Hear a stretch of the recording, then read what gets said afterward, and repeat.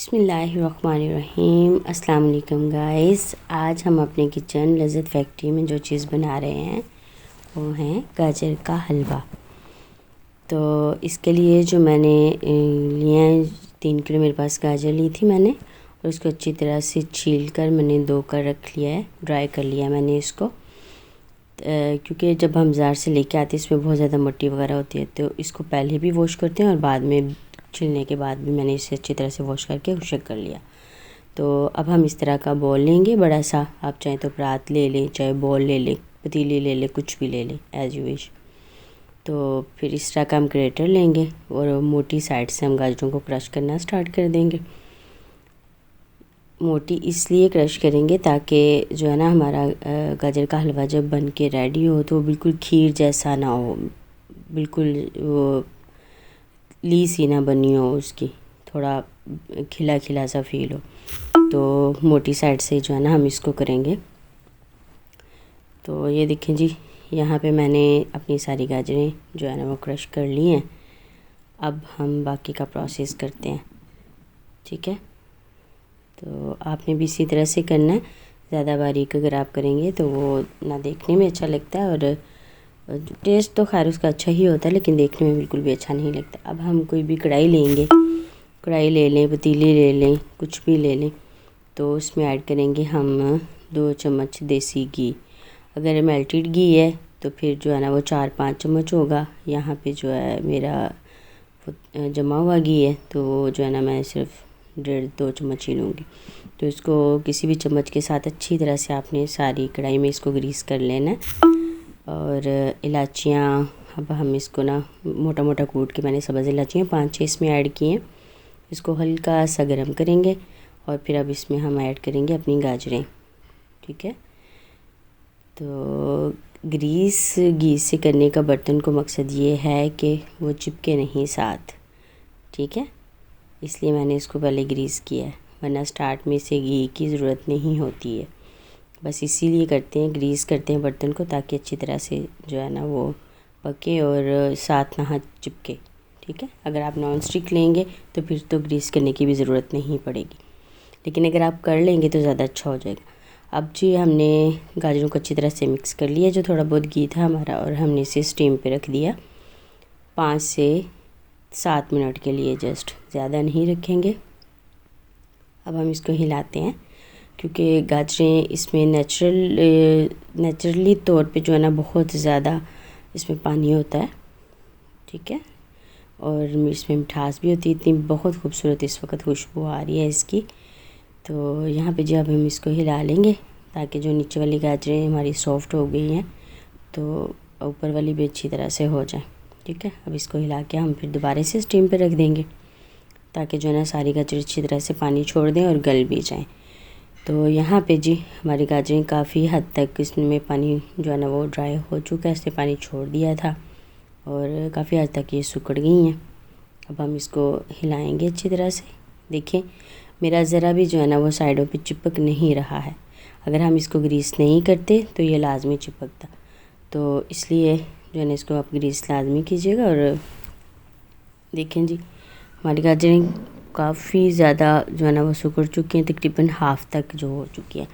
तो अब इस वक्त हम इसमें ऐड करेंगे फुल फैट मिल्क है मेरे पास, यानी कि मलाई है दूध की, वो मैं इसमें ऐड कर रही हूँ। और साथ में थोड़ा सा दूध ऐड कर रही हूँ, ये तकरीबन होगा 2 गिलास दूध होगा जो मैंने इसमें ऐड किया है, और मलाई के साथ है, ठीक है। आप चाहें तो मलाई वाला यूज़ कर लें, चाहें तो सिंपल दूध भी आप यूज़ कर सकते हैं। तो अब हम इसको अच्छी तरह से मिक्स करेंगे। इसको दूध में डालने का मकसद ये है ताकि इसका जो अंदर टेस्ट है ना वो भी अच्छी तरह से बन जाए, ठीक है। तो वैसे तो मैं इसमें खोया ऐड करूँगी, लेकिन थोड़ा सा दूध इसमें लाजमी ऐड करते हैं ताकि अच्छी तरह से जो है ना इसके अंदर भी उसका टेस्ट आ जाए। तो इस तरह से अगर आप बनाएंगे तो ये बहुत ज़्यादा टेस्टी बनता है।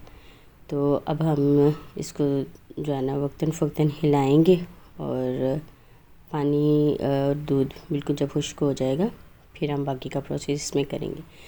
तो गाइस अगर आपको मेरी रेसिपीज़ पसंद आती हैं तो इसे लाइक भी कर दिया करें और फ्रेंड्स के साथ शेयर भी कर दिया करें, ठीक है।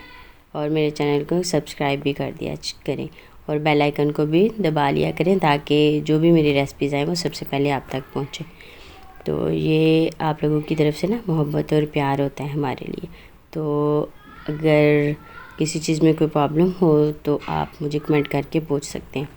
तो यहाँ पे जी मेरे गाजर और दूध का पानी जो था वो बिल्कुल खुश्क हो चुका है, दूध भी खुश्क हो चुका है, गाजर का पानी भी ड्राई हो चुका था। तो मैंने इसमें ना 2 चम्मच घी और ऐड किया है और इसको अच्छी तरह से जो है ना मैंने इसको मिक्स कर लिया है।